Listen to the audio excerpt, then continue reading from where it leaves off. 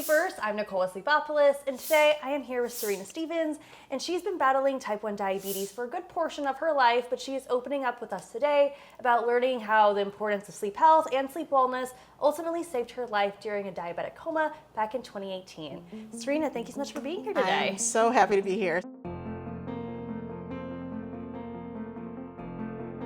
I grew up in the inner city of Milwaukee, Wisconsin. I was very active. Like, I swam in middle school, high school on a swim team, and then ended up swimming in college. Started to feel sick around 1986. I went into what they now can say is a ketoacidosis. But what they did find out is during the process of testing when I was in the hospital that my blood sugar was off the charts. And I remember telling my mom, I was like, I think I drank a lot of orange juice. And the doctor was like, there's no amount of orange juice that could bring your blood sugar up that high. So I was diagnosed with type 1 diabetes.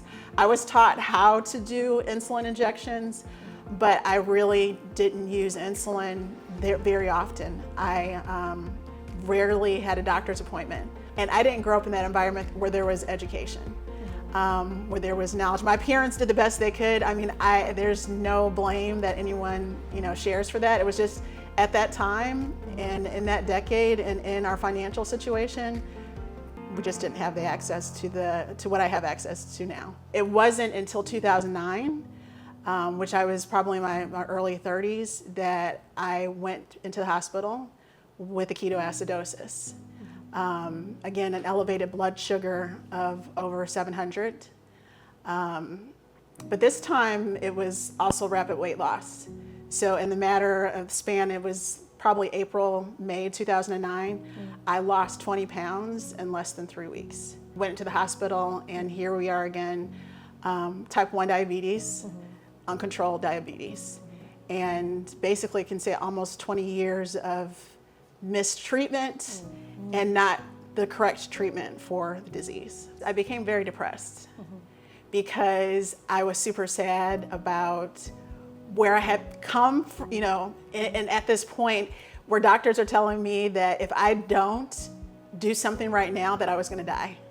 I didn't really still take care of myself. I didn't always prick my finger. I was regularly taking insulin, but I didn't have access to a pump. I couldn't afford a pump. I was still doing injections, manual injections with a needle. So in 2016, I got exposed to sleep health. And that is really what changed my life, because I sat in a seminar and I'm kind of looking around and someone's talking about, oh, you need to have 6 to 8 hours of sleep. And I really had to question that for myself, like, what am I doing? I think the most important thing for me is, of course, the mattress. I bought a Tempur-Pedic mattress in 2016. And then I use, and since 2016 when I first bought my Tempur-Pedic mattress, I use an adjustable base. So being elevated has got me in a position to where I can stay in one position all night long.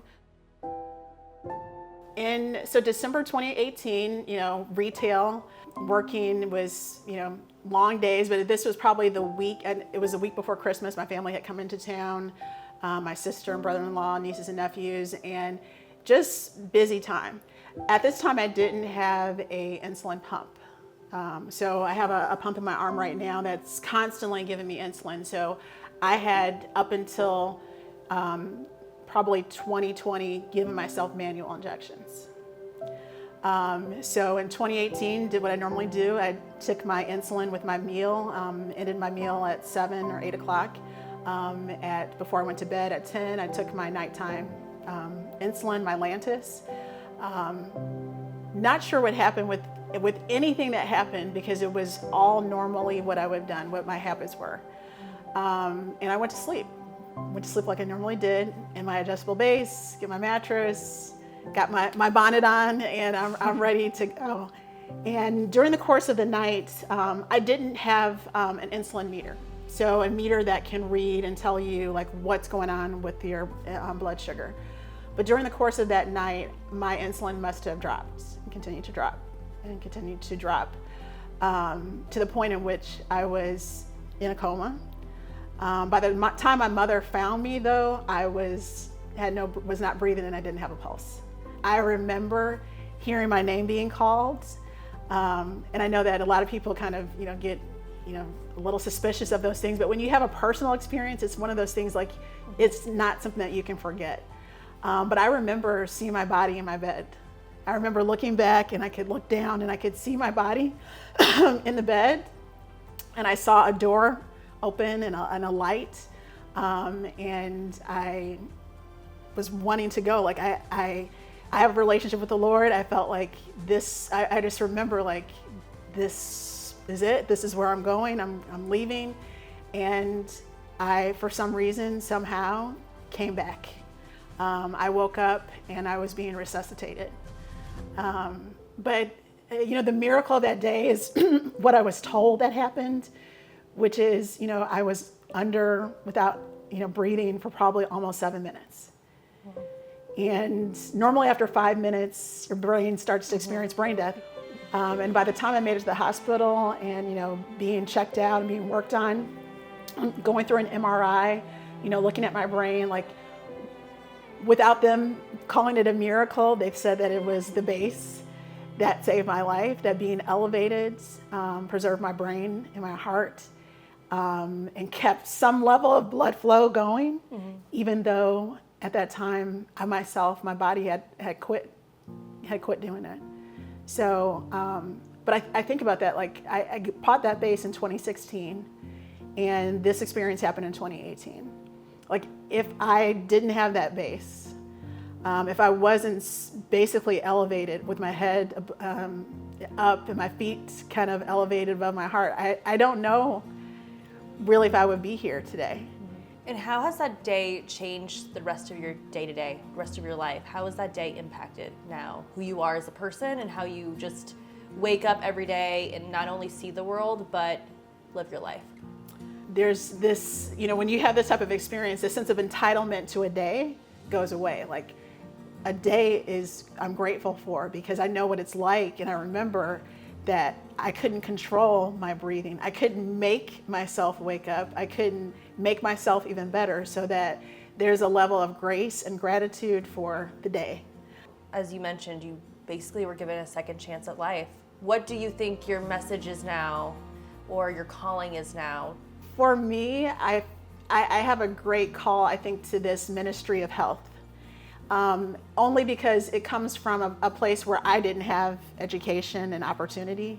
And what I found is, the more exposure I've had to the public to talk about that, the more I've been able to educate people. So that's become my passion, this side of the journey of my life, is that I want to educate people on that. Especially, I feel a pull, of course, to the African American community, because, I would say even like my parents who worked third shift jobs, working a third shift job and coming home, dealing with kids, taking care of school.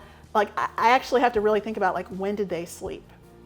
And some of the health issues that they've had that now we've found are, could be the result of, lack of sleep over a period of time. Like how basic a thing that we don't prioritize.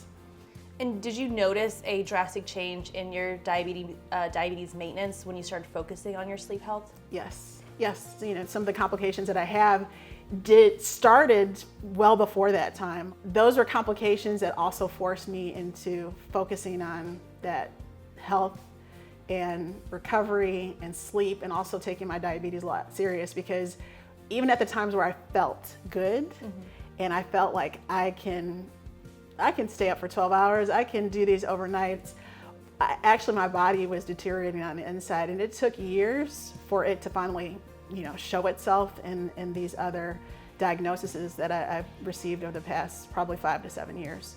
But sleep has improved that. So my A1C is 17, now it is a 6.7.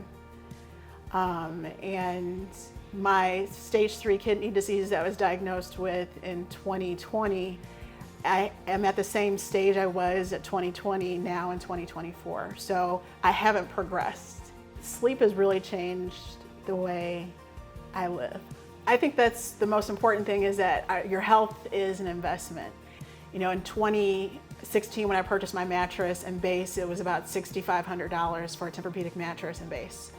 Would I drop $6,500 in cash on that? I didn't have it, and I wouldn't have been able to, but what I was able to do was to finance it.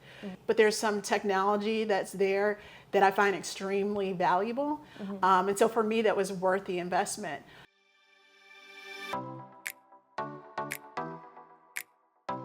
I just want more conversation around sleep and sleep health, because I heard someone say sleep is our superpower, and it is our superpower.